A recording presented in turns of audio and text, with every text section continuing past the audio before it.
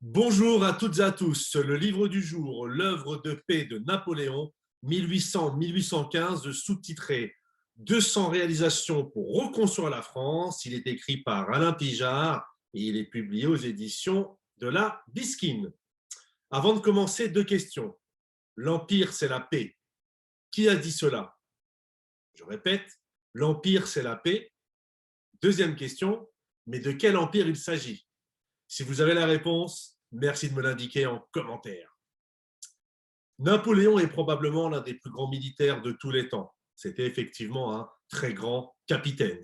Mais très souvent, malheureusement, on oublie son œuvre civile, son œuvre de paix, qui a été réalisée en grande partie, mais pas seulement, lors de l'époque du consulat, 1800-1804.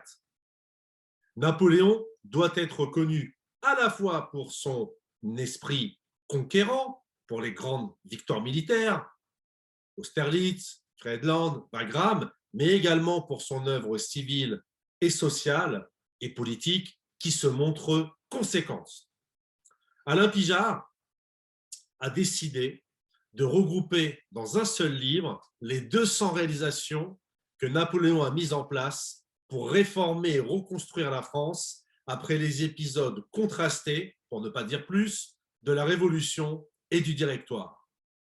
Napoléon a été capable, notamment lors du consulat, de signer la paix à l'extérieur avec les grandes puissances européennes et également la paix intérieure. Je pense particulièrement au conflit de l'Ouest avec les Chouans et les Vendéens. Mais ce n'est pas tout. Il a également mis en place un certain nombre de réformes à l'intérieur. Paix religieuse avec les réorganisations des cultes catholiques, israélites et protestants. Paix civile avec les codifications, les tribunaux, les gendarmeries, les préfets, la Légion d'honneur, l'université impériale.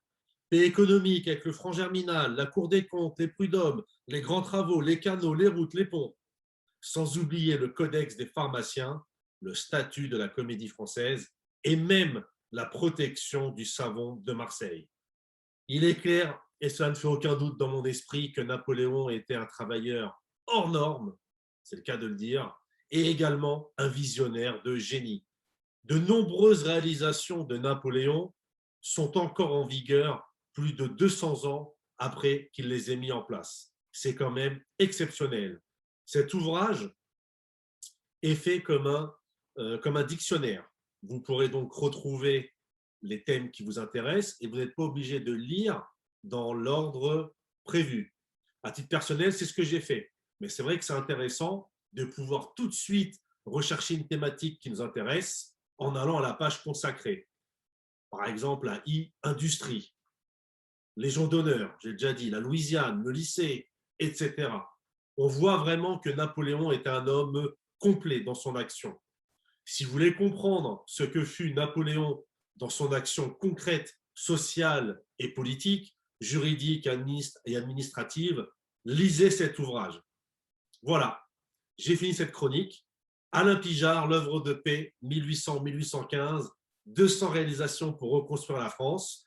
Une fois que vous l'aurez lu, merci de mettre un commentaire afin de me dire ce que vous avez pensé de cet ouvrage. Dites-moi ce que vous pensez de cette chronique, parce que c'est toujours intéressant et vivifiant pour l'esprit de parler avec des passionnés d'histoire, et notamment d'histoire napoléonienne.